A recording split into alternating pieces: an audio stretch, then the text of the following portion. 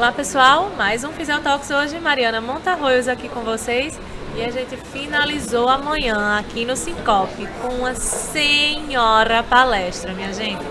Nada menos do que Rita Brandão aqui comigo e veio trazendo uma temática assim, que envolve, pelo título, né? Envolve muito pessoal da enfermagem, mas cabe aí a toda a equipe profissional. Falando sobre os desafios éticos e discriminatórios da enfermagem no home care, né?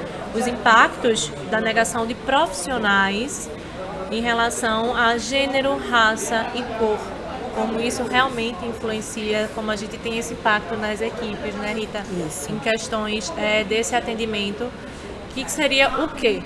Quando chega uma equipe, o paciente muitas vezes tem uma negativa de ser atendido por aquele profissional, Isso. ou realmente existe ali um comentário, acaba existindo, né, uma atmosfera de incômodo, Grotesca. né, naquela família, Porque, na conta pro pessoal. realidade, existe uma expulsão, né? Eu não quero aquilo ali, aquela pessoa, que é esse termo mesmo, eu não quero aquilo junto a mim, porque o que é desconhecido não é nomeado. Né? E é muito importante, antes daqui nos bastidores, a gente estava falando sobre assédio. Não ficaria mais próximo da fala, do cotidiano, o assédio, do que a discriminação? Aí eu estava explicando, né? O assédio, na realidade, é uma palavra muito usada que traz muita punição, que traz uma coisa muito jurídica. Sim. E se a gente entra para isso, Violento, com esse tipo, né? Exato, punitivo, violento, agressivo. E aí, quando a gente faz uma palestra, a gente tenta trazer o tema que ele possa ser dialogado. É um gerúndio, né? Eu estou conversando sobre um assunto.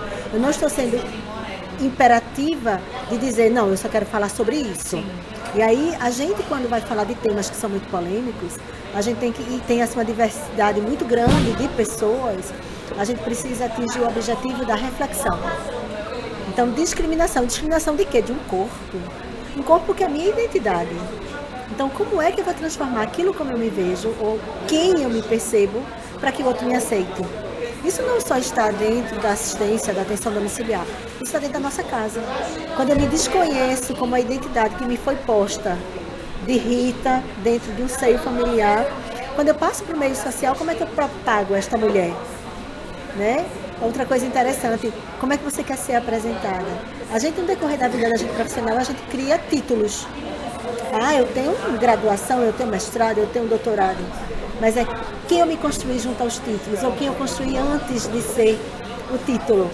Né? Então, eu sou mãe, eu sou avó, eu sou companheira, eu sou uma pessoa que tem gente que gosta muito de mim, que gosta da minha forma de falar, tem pessoas que não. Porque a psicologia, ela é isso, ela é singular. E ela vai entrando exatamente naquilo, muitas vezes, que a gente nem quer falar sobre. Mas aí, aproveitando, ela também é psicóloga, especialista, antropóloga.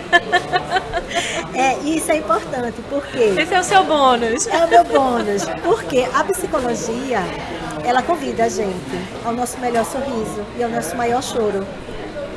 E a gente tem que conciliar isso com a técnica, né? Eu posso estar hoje aqui com o coração doído, porque algo aconteceu muito ruim, algo que eu não esperava. Mas, na realidade, eu estou aqui sendo a profissional que eu aprendi a ser. E eu não tenho como desvencilhar quem eu sou. É sobre isso. E de como eu me projeto como aquilo que me dá a gentileza, a dignidade da minha profissão. Não existe o perfil profissional e o perfil pessoal. Elas, né? estão integradas. A gente precisa integrar. Elas só precisam ser dosadas. É aquela história, né? Entre o veneno e o remédio, a questão é a dosagem. Perfeito. Eu posso morrer com a mesma droga que me cura. É dosagem. Isso a gente faz na vida da gente. Claro que muitas vezes eu chego pra mim, eu tô com o coração doído, eu digo, vem Rita, psicóloga, chega aqui pertinho, fica pertinho de mim, porque eu mesma estou me protegendo com aquilo que eu aprendi dentro da clínica, dentro do olhar e respeito pelo outro. Porque essa dor eu já conheci, eu já vivi essa dor. Talvez ela não seja a minha dor ainda, mas foi a dor de alguém. E eu estava lá, intensificando, investindo, mostrando outros caminhos. Por que meu caminho tem que ser só aquele? Né? Então eu posso usar dessa experiência para mim, para alguém que esteja próximo. E assim, a ciência da gente tem muito isso, você não pode cuidar de quem vive com você. É verdade. A gente não pode acompanhar, mas cuidar sim, porque sempre. cuidar é dignidade, cuidar é respeito.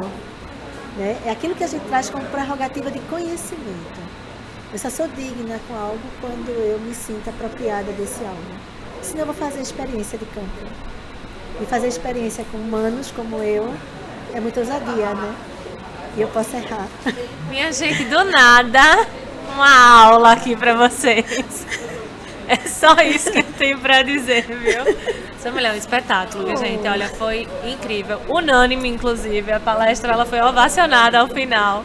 E uma temática, né, muito sensível, mas vocês podem ver que uma pessoa que tem realmente muita propriedade, muita sensibilidade e muita responsabilidade para falar sobre, né? É a questão da ética mesmo, não é? Você ser ético é você ter respaldo. E eu sempre converso muito com os técnicos de enfermagem, porque antes de uma ética preconizada dentro de uma cooperativa, tem uma ética chamada educação doméstica.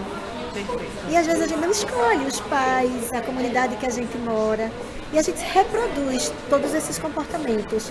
Então, na hora que a gente se apropria, que a gente tem uma ética institucional, vai convidar essa ética pessoal, essa educação doméstica, a fazer essas remodelagens, que é o que a gente chama de ressignificar. A gente vai ressignificar os nossos valores, que não são jogados fora, mas que eles têm que ser incorporados a uma nova dinâmica de escolha de vida. Eu escolho uma profissão, eu tenho que escolher conduzi-la de uma forma apropriada dentro de uma regra, de uma ética, não é, de uma lei, de um regimento que está ali dentro, preconizado pela instituição. Então eu não posso ficar me perdendo e dizendo, porque eu sou assim. Você tem que se adaptar àquilo, né? Não é aquilo que tem que se adaptar a você, nesse caso, né? Era isso que eu ia perguntar também. Até onde você vai com aquela síndrome Gabriela, né? Eu cresci assim, você sempre assim, não vou mudar, e o paciente, a família que quiser que me engula, se não se exploda. Mas a gente tem um limite no nosso comportamento pessoal para que a gente comece, é aquela história do limite, né? O seu direito termina quando o do outro começa. Então o profissional também tem isso. Então tem um limite ali da sua característica pessoal e tal. Eu sou super comunicativa, mas eu tenho que ter, né, um tipo de postura, perfeito. Comunicação, naquele ambiente e tudo mais, até que esse vínculo se torne mais maleável, porque a gente em atendimento domiciliar tem muito isso, né? A gente acaba tendo um acesso muito maior, né? E acaba que a gente tem um vínculo muito maior. Foi como você comentou. Às vezes a gente já termina o atendimento com aquele paciente, mas aí liga, procura saber como foi, já deu alta, já não tem mais o vínculo profissional, mas a gente continua naquele cuidado, porque tem um afeto grande. Porque o atendimento foi efetivo. Isso, mas aí essa aceitação também entra nisso, né? De como a gente chega naquele ambiente. Então vamos lá, se a gente chega e lida com uma situação dessa, como é que um profissional, né, pode lidar com isso? Era isso que eu queria chegar.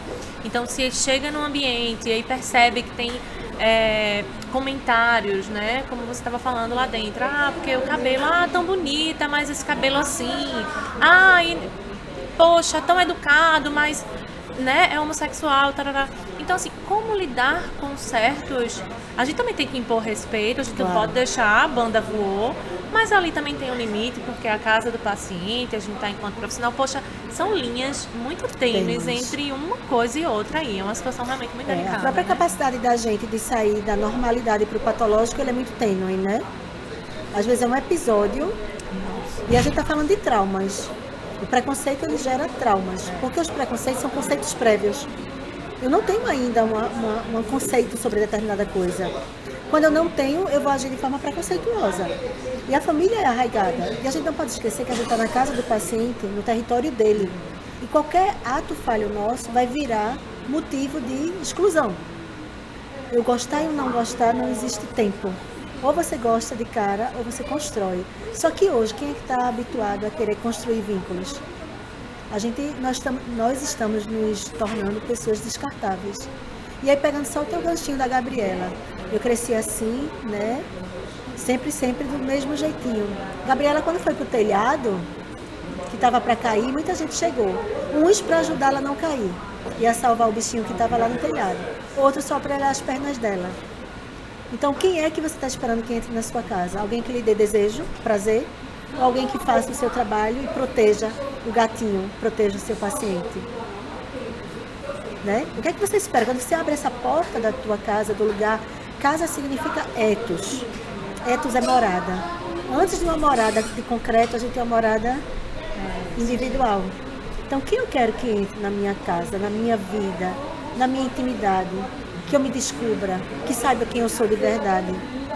Quantas vezes a gente faz uma falsa identidade, né, para o outro? Com certeza. Então, na hora que alguém adentra na tua casa, ela vai reconhecer muitas coisas tuas que tu não estavas também no momento de apresentar, de mostrar para o outro. Então, geralmente, quando você entra e você é excluído, essa exclusão primeiro é sua, de quem está excluindo. Depois vai ser a exclusão daquele que representa. Perfeito. Entendes? Totalmente. Então, isso deixa a vulnerabilidade das relações. Isso causa a vulnerabilidade das relações. Isso acontece no dia a dia da gente, com pessoas que a gente deseja, como companheiro, como amor.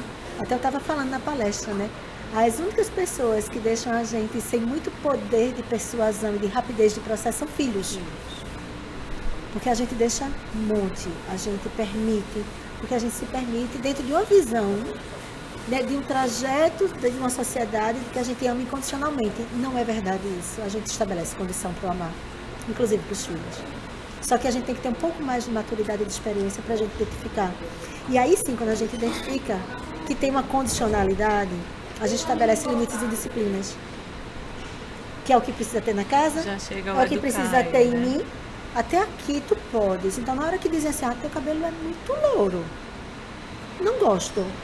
Acho que você ficaria melhor de cabelo ruivo. Aí eu saio correndo, vou no salão e pinto de ruivo.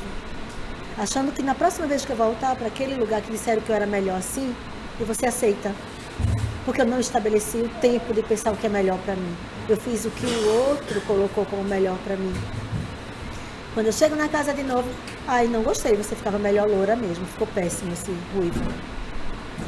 E eu vou ficar com raiva do outro. Poxa, ele me instigou, ele disse que era melhor ficar assim, ele me aconselhou. Eu fiz o que ele quis e agora que eu tô, ele não me aceita. A dor volta, né? E não dá nem tempo de nem você sabe de fato, né? Como Porque é que você é o seu não melhor. tem a dinâmica de autoavaliação, de autonomia, de autovaloração. Você não é o preço que você ganha pelo seu plantão. Você é o valor que você tem, do papel que você desempenha dentro daquela casa, que vai ser diferente de tantas outras casas que você adentrar. E da mesma forma você vai ser recebida. Eu posso dizer, eita, leva a fulaninha para a casa desse paciente que vai ser perfeito e vai ser trágico. Porque para aquela construção familiar, aquela forma de você ser, não integra. Você inclusive entrou numa situação importante, né, Rita? Para quem tem, né, para quem faz a equipe, como é importante traçar de repente ali todo o perfil daquele paciente para saber de fato qual é a equipe que vai ali, né? Isso. Acho que deve haver essa avaliação prévia, Sim. né? E a gente tentar identificar. Mas, muito além disso, não tem como a gente adaptar tudo a todo mundo. Ser 100% Não perfeito, tem essa perfeição como, não gente, existe. não tem como a gente montar ali, não. Vamos montar aqui uma equipe toda dentro do estereótipo de tal coisa. Vamos montar aqui uma equipe toda disso, aquilo, outro. Não tem como, né? Do mesmo jeito que o paciente é individual, cada um tem a sua questão, o profissional também Claro, é. claro. Então a gente também tem a nossa individualidade profissional. Eu respeito muito, sou muito católica, mas eu respeito muito quando o paciente é de uma outra religião, né? E geralmente eu pergunto, e eu já tive essas perguntas. Teve paciente que chegou pra mim e disse, Mariana, você é maravilhosa, nossa, como sua energia, né? Como você é católica, você é espírita, você disse, não, eu sou católica. Eu só acho mais fácil sair desse joguinho de cintura na hora que pergunta assim, você é crente? Eu digo, sou. Pronto. Não estou mentindo, porque eu sou crente em Crente Deus. que crê em Deus, é exatamente isso. Aí eu acho ótimo, eu me sinto, sabe? É mais fácil. Aí quando pergunta qual é a igreja, eu digo, pera, eu vou te dizer.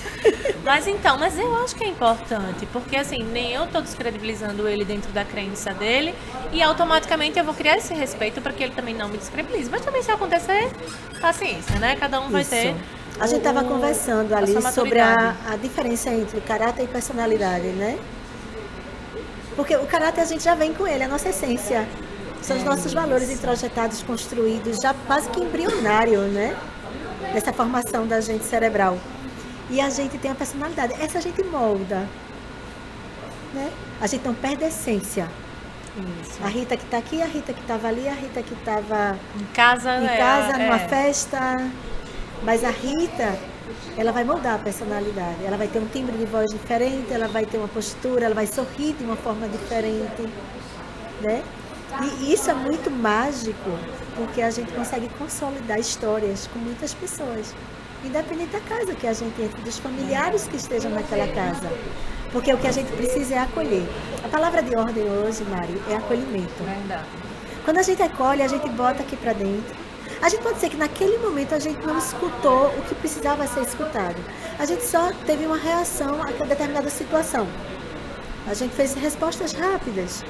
Mas quando a gente para um pouquinho, esse silêncio que a gente precisa se dar o direito de ter, ele vai começando a falar com a gente. E é lindo como ele fala. É verdade. E como ele vai mostrando sentimentos e sensações que a gente não conseguia naquele momento do grito, da palavra mais dura, mais rude, a gente não conseguiu escutar.